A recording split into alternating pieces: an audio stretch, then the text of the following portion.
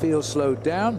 He must have said, I'm feeling good again, because the team are working now to try and guide him through the traffic to victory. Well, I have a feeling, Phil, that the tactic was, in fact, to leave Stijn Vandenberg and Dries Devens behind with Tom Boonen to drag him back into the peloton on the descent. They did that perfectly, and now I think this could well be the best way to try and beat Peter Sagan. They're going to take responsibility. They're going to try and launch Tom Boonen into a long sprint with 300 or 400 meters to go. That's Peter Velits just sitting up there, but there again, once you try to get yourself organized, all of a sudden somebody goes over the top. Did you notice the speed of the riders looking at each other, and somebody now has tried to lift the pace here and break it? And this is the youngsters, this is the Bontrager team. The average age of these kids are just 20 years of age. This is Logan Loda, who's gone out the front there, and that was a very smart attack. But you see, they've got the attack. They've opened up the gap of 50 or 20 meters, but you can't consolidate, especially at speeds like this. And there's no panic at all on the Omega Quick-Step the Omega Quick-Step team, because they have got to keep themselves, but somebody else has got over the top. That's Zabriskie. That is Garmin Barracuda's Dave Zabriskie, the national time trial champion of the United States, going a day early, if you ask me, because he's a favourite for tomorrow's time trial, but he feels he might be able to ride them away in the manner of the great Russian cyclist Vyacheslav Yekimov when he won a stage of the Tour de France a few years ago. There are not many blokes in the world who are doing what this man is trying to do. This is a two-pronged attack by Garmin Barracuda, because if they don't chase him down, he gets the win. Look at that. That's a replay as we see him at the 5 kilometer to go. He's got a huge gear going in there, and he's got the gap.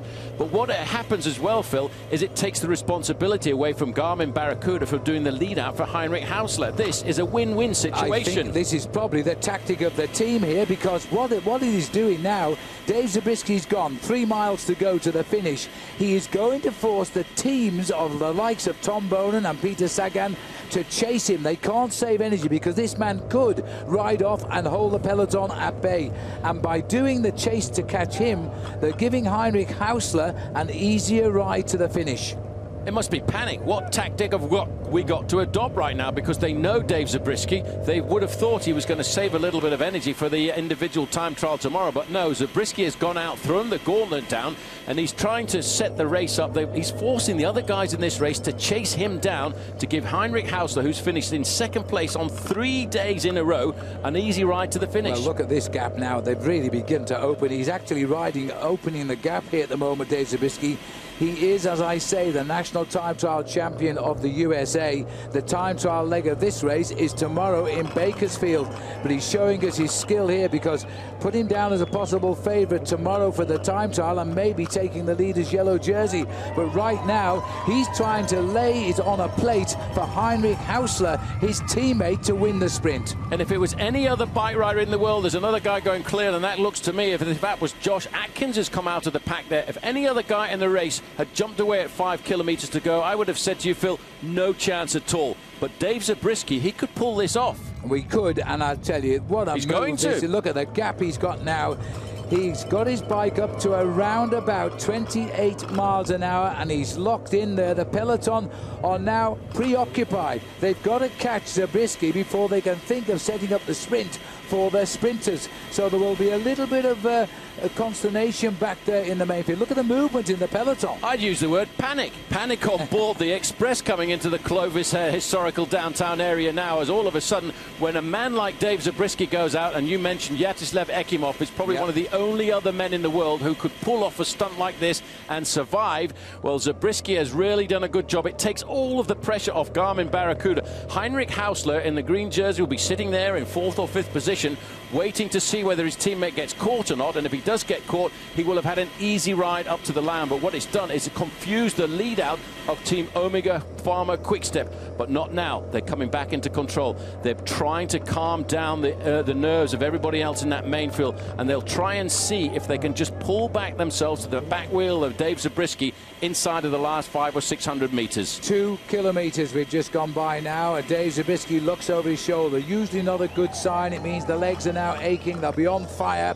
The peloton are winding him in slowly, but they're having to use energy to do it. Zabriskie was only 30 seconds off that yellow jersey. He could have got a 10-second win bonus. Then he would have only been 20 seconds off it. He's going to look at the guys now, knowing Dave Zabriskie. There'll be a wry smile on his face saying, that hurt you boys, didn't it? It certainly hurt everybody. That's what it looked like briefly at the back. This looks like Gerard Czolik, one of the riders from Omega Quickstep. He's a very fast sprinter himself, but it's not for himself this afternoon. He's trying to make sure he keeps Tom Bonen up at the front. He does not want the riders on the left and right hand side to come around and swamp his team sprinter, which is why he's keeping the pace nice and high. Bonen is still there in 4th or 5th position in the pale blue jersey, but he's getting swamped over on the left. Well, this is the difficulty now, because here in the USA, these roads are really wide. They're not like the European narrow approaches. We're under the Kenda, 1 kilometre to go banner now, 1,000 metres to the line, and it's Team Gorman Barracuda, and that's the team of Heinrich Hausler who's on the front. There's one more corner to go, and these riders are going around it as we speak, and now they're looking up, and if they look up straight in front of them, they'll see the finishing line now. They're looking back. They've got the white jerseys. That's going to be for Marcel Kittel. He's a rapid man. Tom Bonen is still nicely placed in the middle of all of that pack. So too is Fred Rodriguez of Team Exergy. He's in about 4th or 5th, but Bonen has got a good position. Marcel Kittel is the 3rd man in line here, and it's also Josh Atkins, as Team Bontrager, who's trying to break in on the action as well. Watch Sagan, dead centre of our picture in the yellow jersey, as Rabobank launching Michael Matthews. Matthews is looking for the back wheel of Sagan and has got it here. As they continue to the line now, they're going to break clear. Bonen's on the far right as Sagan hits it with the wheel, and Hausler's on his wheel. The top 2 finishes for the last 3 days. Is he going to do it again? And he's on the line and he gets it. It's impossible. 4 out of 4 for Peter Sagan.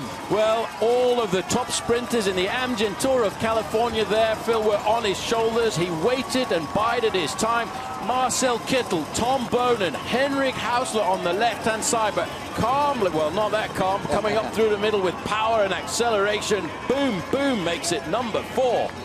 Well, I'm not going to talk about Peter Sagan. I'm going to ask you, Paul, how does Heinrich Hausler feel 4 second places in 4 days? Well, he did everything. They've tried every which way they can to find the right tactic to blow this guy out of the water. They haven't found it yet, and they're going to have to wait now, Phil, all the way down to LA Live. And a 10-second win bonus as well, don't forget, which is edging him away for the time trial. This is how he did it. Had a teammate with him all the time. Look at Tom Bonen there. He's caught in the middle, and on the outside there was a long way out, and he couldn't even see where Heinrich Hausler was. He was locked there onto the wheel of Peter Sagan.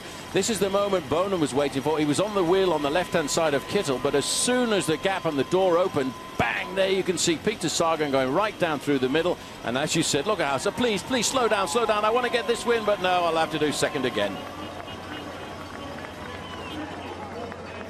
Well, that that was a great sprint, a phenomenal sprinter. Nice for downtown, historic town of Clovis to receive the Amgen Tour of California at that speed and with such drama.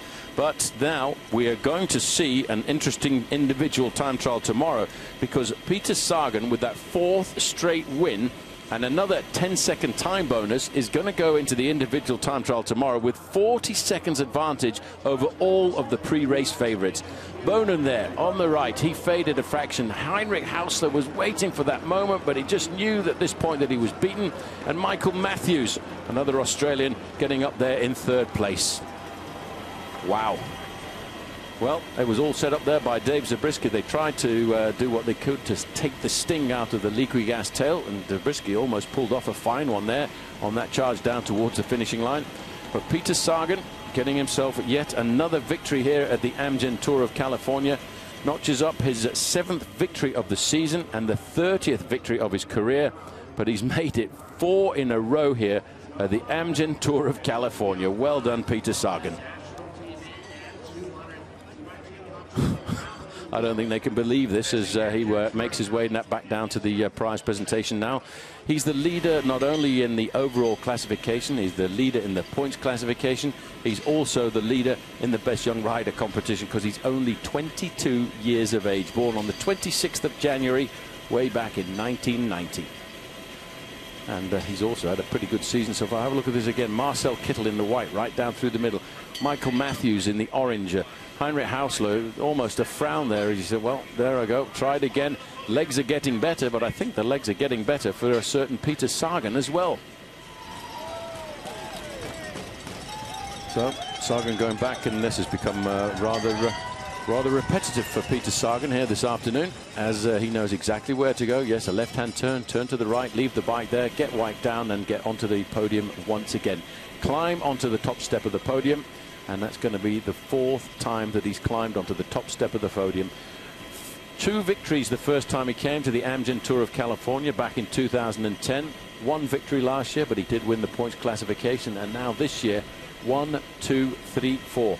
Well, he's proving to be a rather stubborn man when it comes down to the sprinting. I just feel sorry for Heinrich Hausler. I think this is pretty much unprecedented, and our viewers around the world can tell me, I haven't got the record books, but a 1-2 by the same 2 riders over the first 4 days of racing in a stage race at world level. I can't recall it happening before. Very good point. I hadn't thought about that, and it was amazing to see. Just watch how far back he comes from, but he doesn't panic. You know, he's got the agility of riding cyclocross and of being a great mountain biker to stay on the wheel of his teammate Daniel Oss, and that's the guy just in front of him. He's got big name sprinters on his left and right hand side. In the white there, that's Marcel Kittel. Tom Bonin is there, locked there and waiting in an ideal position. Really, Heinrich Hausler was waiting and biding his time. Yeah. But as soon as that man gets the kick, all Heinrich Hausler can do is just stay in his slipstream there. He knows he hasn't got the power to go by this 22-year-old kid. Bonin comes back a little bit too late there. I think this sprint just a little bit too fast for him. Tomica would have been a bit better off, Phil, if there had been a slight incline towards the line. And Michael Matthews, trying to sneak in through the middle there, gets 3rd. Yeah, I think the Australians will be pleased with that, even though Michael rides for the Dutch Rabobank team, because the young man's making his progress at top level. Now look at his face. He's got the bandage on his elbow there from day 1 crash, and he said his confidence was a bit disturbed the last couple of days because of the way the riders were competing. But he's got his own back now. He's got a